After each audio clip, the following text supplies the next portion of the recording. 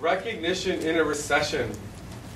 Right? It's on everyone's minds. People are talking about it. What do we do with the down economy? Right? You know, everyone has 10% less staff, and they need to get the same performance for the 90% that they have left. Right? And how do you do it? So Jack Welch, CEO of GE through very prosperous years, had this really great quote. I'll give you a couple seconds.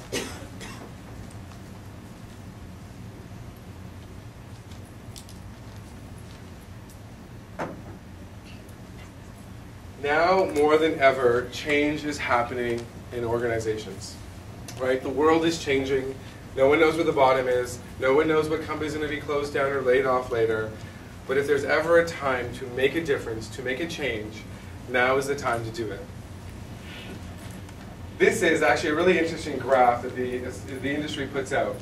So it goes back to the beginning of the year when the world was great, right? And they benchmark consumer confidence, the S&P 500, and peer-to-peer recognition of companies that have those sort of programs.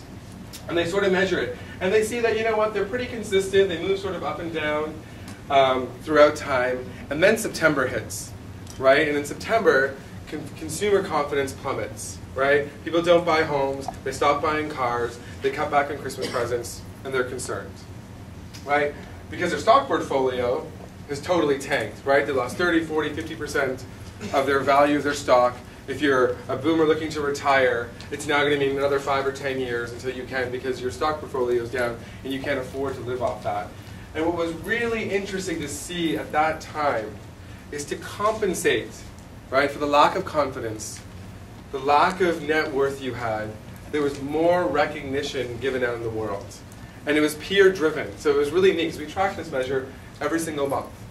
And as the world went like this, employees were compensating with something that cost nothing, and recognition went like this, right? So at a time when there is financial uncertainty and job security is a little bit of an oxymoron, and people are concerned of where they're going to spend and if they're going to pay their mortgage bill, recognition does fill that gap, right? And it's an easy, free, high ROI method of helping your workforce sort of go through these troubled times. Great book that Mr. Baines put out there. And it's Meaning Inc. If you haven't read it, it's a really great book. And what was really neat about it is that, you know, he believed that great companies, okay, take this back to your CFO, right? Great companies deliver value, okay?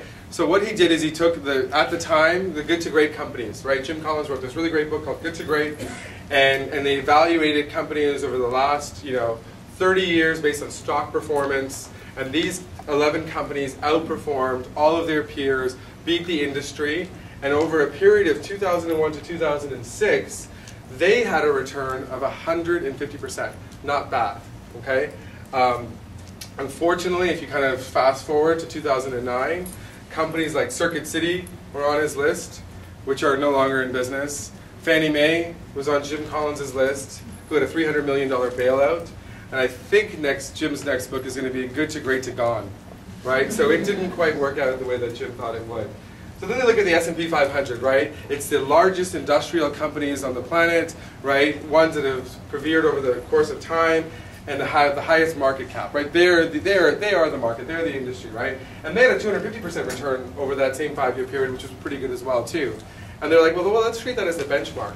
Then they take, and if you haven't got it, it just came out again, Fortune magazine's best companies to work for, the top 100 companies in the United States to work for every single year.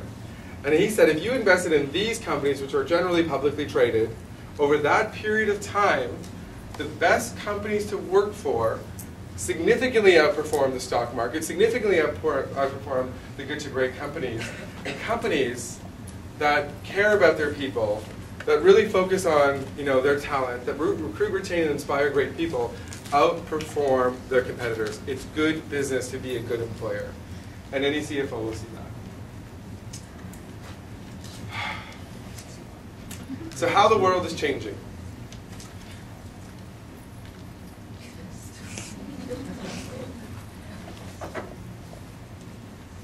So what we're finding in the economic downturn, that the #1 and #2 things that people are asking for is programs that are going to help drive sales or reduce costs.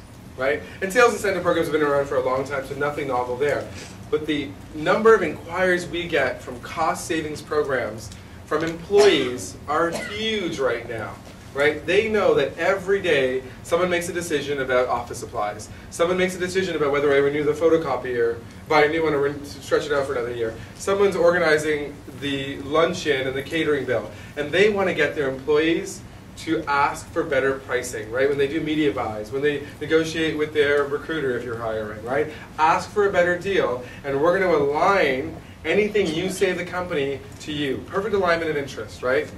I've seen companies do programs where for every dollar they saved, the employee gets 10% back in points, right? And they accumulate those points and redeem for what they really want. And what was really neat to see that these programs were being popular, it's something that my mom taught me a really long time ago, right? You know, the old expression is, you know, a penny saved is a penny earned, right? We've all sort of heard that. And she didn't really buy that. And she's like, well, that's not really true, right? And if you think about a company, right? Let's say your business, you know, you have $1 in revenue, right? $1 earned. Well, then you've got, you know, your cost of goods, you've got your operating costs, right? You've got taxes, and then you've got maybe 10 cents left, right? If you have a 10% net profit margin of your company, you need to earn $1 to make a dime. You need to earn 10 cents to make a penny. But if you can take a cost out of the cost of goods or operating costs or anywhere throughout the organization, a penny that you save on costs goes right to the bottom line. You need to sell 10 cents to make a penny. It is easier to move the bottom line by focusing on cost savings, right? And using your employees to do that because they know where the waste is in the organization. They know what you shouldn't spend on, right? And aligning their interest to the company's interest is something that smart companies are doing and CFOs are buying, and it makes sense. And you recognize those individuals who are contributing to the success, the financial success of the companies and saving jobs, right? Make it really clear that we all need to think differently in this different economic times, and they're wildly popular. The other thing that we're seeing a lot of, you know, it's not so much recognition about the feel good, happy, and the pat on the back. It's really results driven, right? It's metrics based. You know, we know what at a call center, what you know, a poor quality score or attendance or call time costs us. You know, we know at an accounting firm what, you know, if we can build additional hours, right? We know that if we can, you know, retain employees that much longer, it's going to drive performance in our business.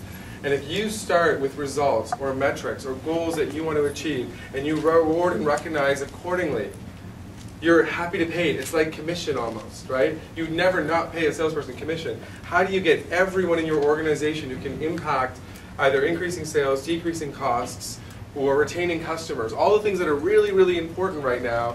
Set a goal, set a results, and communicate those programs and reward and recognize the people that are doing it. And you'll quickly see the A players rise and the ones who don't get it fall to the bottom, and you can measure and you can track and you can communicate their performance, and it's completely transparent to everyone. Results-based recognition are important during good times, but extremely important when times when you're really watching the bottom line.